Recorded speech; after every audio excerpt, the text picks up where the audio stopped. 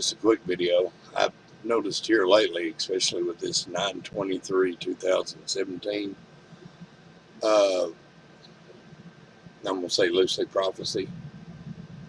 Well, prophecy, I don't know it's from who. But anyway, you see a lot of numbers. Now they're looking at the feasts. And in the previous video, I showed you on the feasts. God's not real fond of those. But they're just adding numbers to everything, and then they're telling you this number means this and this number means that. You cannot have free will and fate. The two don't work together. So you either have free will or you have fate. Same goes with Christianity. You can't have that and numerologies. Now, I don't know these websites, but right here, this guy here, he goes across it and he says, it's horrible when I see preachers going down an occult numerology highway. And he goes through and names a few, and some of them are very popular people. One or two I actually know. But as you want to find out, as you look and see, and there again, you've got to go back and you've got to know what is the difference in Judaism and the Hebrew religion. There is a difference.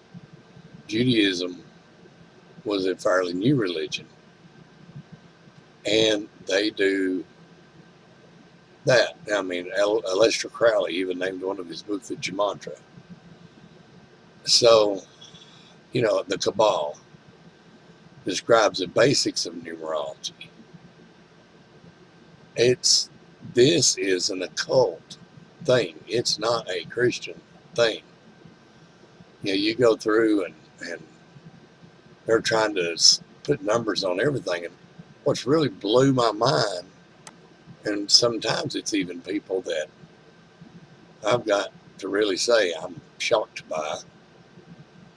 And I looked down through here earlier, and this one is to tell them the truth. There may be others, but I don't see. I haven't watched every video. I'm not going to waste my time watching videos that are completely wrong. Here, this doesn't surprise me. Dr. Jeremiah. You see, this dude here, wherever he is, he's in a suit here.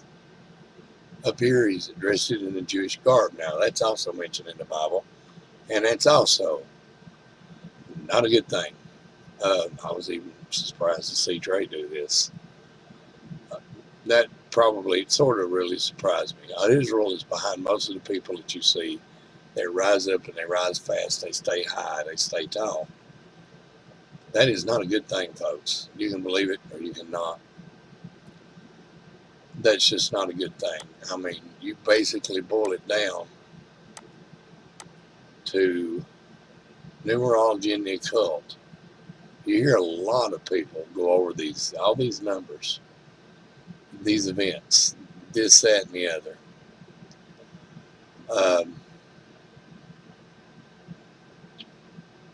I mean, it's kind of sad, but now this is actually accurate.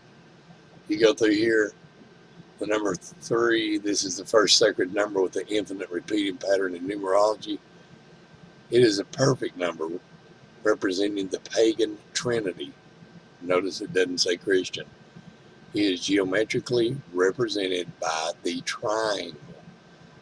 What is the seal of Solomon? It's a triangle up and a triangle down. As is above, so is below. The pyramid and spirituality of the third eye. Again, the third eye is a pineal gland. And it allegedly, if you can open it up, you can see into the next dimension, maybe 2 or 3 dimensions, I don't know. Sacred numbers are intensified when grouped. 33 is a very powerful number to occultists. There are 33 degrees in Freemasonry, which symbolizes Kundalini, I think it's called, or serpent force, which is directed up from the 33 sections of the vertebra to achieve illumination. The number 666 is achieved when 3 groups of 3 are added together.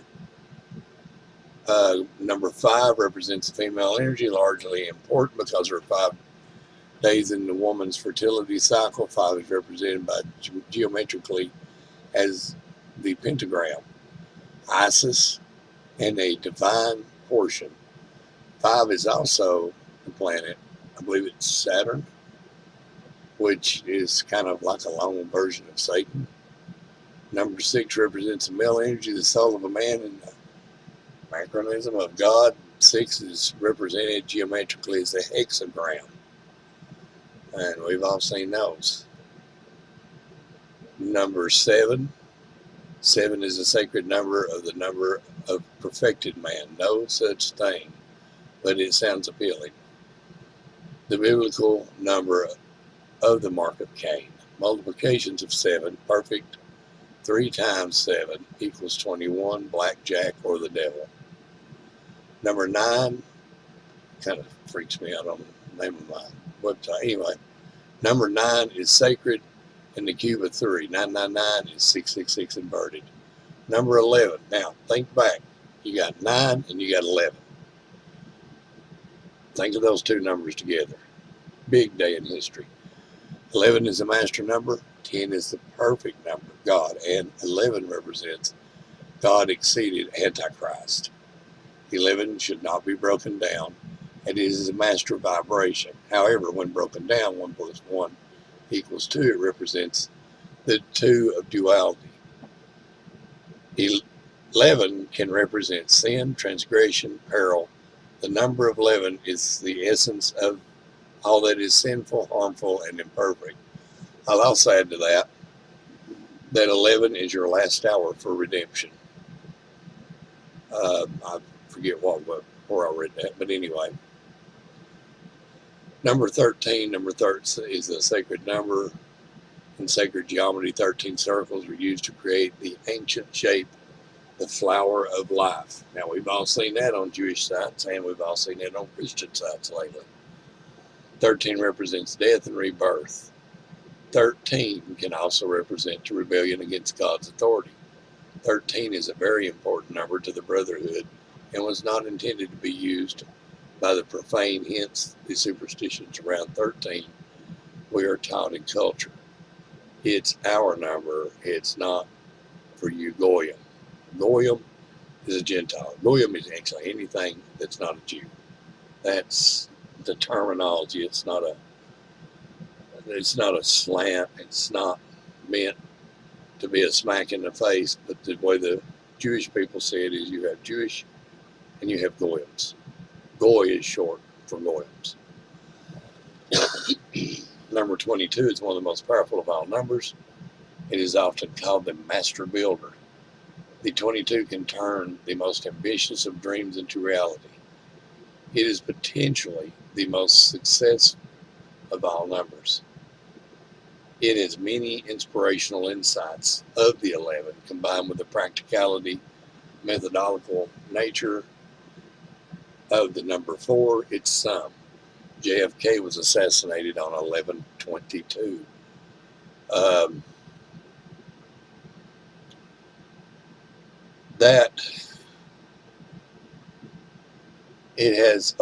It talks about you can turn the most powerful of all numbers, that you can turn most ambitions into reality. I will ask that you seek out some of the preachers such as Joel Osteen and other prosperity preachers.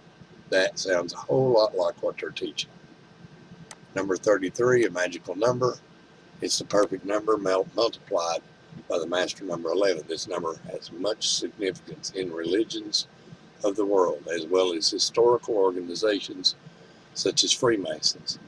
Secret societies such as Skull and Bones also worship the number 33. You see a bonesman. Number 33 or 39 is perfect 3 multiplied by the sacred 13. 39 is an anagram for 93. The literal number of magic itself by Crowley. That'd be Aleister Crowley. If you're not familiar with him, I suggest you look him up.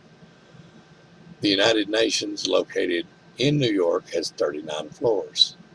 Number 77, the sacred number. Sacred number 7 multiplied by the master 11, the number of the biblical revenge of Lamech, and the children of Lamech are the alleged builders of the Temple of Atlantis, and Lamech lived 777 years. In the United States, Washington, D.C., and much of the East Coast is located on the 77th meridian, known as the American meridian. Multiples of numbers amplified the strength of the ritual and desire: 11, 22, 33, 44, 55, 66, 77, 88, 99, etc. Numbers add, occultists add numbers individually except for 11. 11 always stays 11. Every number of the alphabet represents a corresponding number. You'll find that a lot in Judaism. The two charts for calculating the English language are found in the following. So, if you take anything from this, all these numbers that I've read, these are not found in Christianity. Not a good thing anyway. It is simply numerology and the occult. Here's yet another website. And on this particular website, it talks about, there are mentions,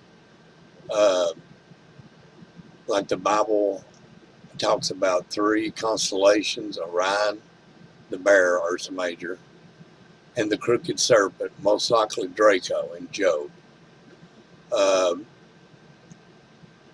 Then in Amos, it mentions the Pleiades, which are 7 stars. Mazzaroth. Yeah.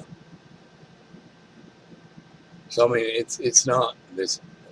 I'm not saying that the stars, all this, are not good things. They are, because the Bible says it's given to us for signs and seasons. For instance, we plant the garden. We plant according to the moon phase and the signs. Just do the same thing setting fence posts or rock above the ground. But the thing is, they were given to us for signs and seasons to use. It says we should use the stars to keep track of time and place, to remind us of God's faithful covenant keeping nature. That doesn't mean we use them for predictions. And I also realize that you got like 7 bowls, 7 seals. That's just telling you the number of events. It could have been letters, but for whatever reason, he chose numbers. And on this website, we see, here's numerology. Why is it so appealing, and does it really work? Of course, they come up to the same thing, that, it doesn't work. And there's so many calendar models. Who are you going to go by? They go by whoever happens to fit whatever agenda they're placing. And if you look it up in the Bible, which I'm not a Jehovah's Witness, I think this is Jehovah's Witness site. I'm not saying that there's not things to do seasons and to measure time, etc. But when you look up, if you ever wonder what to look up in the Bible, because you're not going to find numerology in the Bible. It wasn't called numerology back then. It was called divination. So, you go to look it up, look up divination, and I think you're going to really be surprised. The most surprised that I think I am is just how many people are supposed to be promoting this. It just blows my mind, and they're doing it under the Christian heading, and it's not something that's Christian. This next part, we're just going to go through and do a few things, just click. Just to give you an idea, this is Enochian magic. The lost art of Enochian magic. Enochian magic, I don't know what they're going to tell you now, but you will find that, if you'll notice the symbol, that is of King Solomon. Enochian magic was practiced by him. One thing that you're going to freak out on is right here. Now there was two eunuchs. There was the bad eunuch and there was the good eunuch. And that's what basically it boils it down to. And then this dude here comes along, and that is Lester Crowley. Some say Barbara Bush's dad. So anyway, he perfected it. And he called up a dude named Lom. And that would be something interesting. Most people don't know about that. So let's just look up Lom. You'll notice that there's a strange face. Looks a whole lot like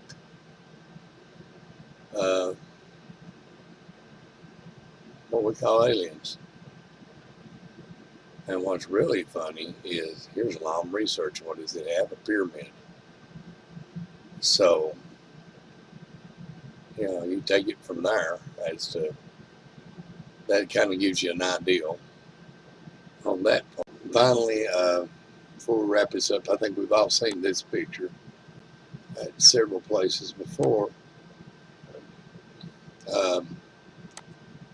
And we've definitely seen our share of that image. It's, like I say, that's not Hebrew, not the original Hebrew.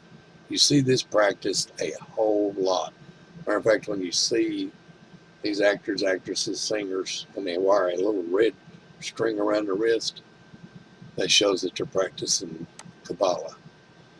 And I had a friend the other day tell somebody that he needed to read on this, that he needed to research this. He was feeling bad.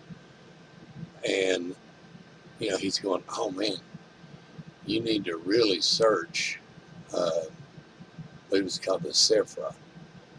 I may be pronouncing that wrong. But, you know, you see this on a lot of things. And again, this was brought about by the bad eunuch, and it was feathered by King Solomon, and that's one reason he fell out of God's favor. Actually, that is the reason he fell out of God's favor. This is a cult. I don't care if it's here before. It is a cult. Unless they worship Christ, it is a cult. If they don't accept Christ, they end up going to a very bad place. Not really worship Christ, they follow Christ. They got to worship God. They have a God. Trust me, they have a God. It's the wrong one. And I'm sure they probably think that. That, by the way, is Jewish. So when your children are being taught bad things and wrong, this is where it's coming from.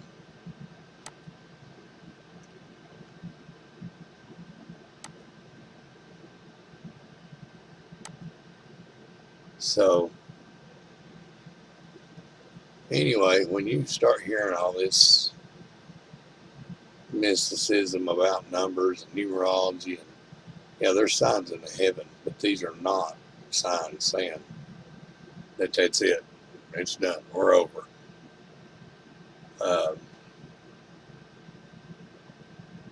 So wake up and stop believing it. And if you want to believe it, pick religion. Christianity is not open to that. That's just plain. Remember the mark of the beast and the eye of the hand? Well, isn't that funny? So anyway, that's it. I hope you got something out of it and learned something out of it. Peace.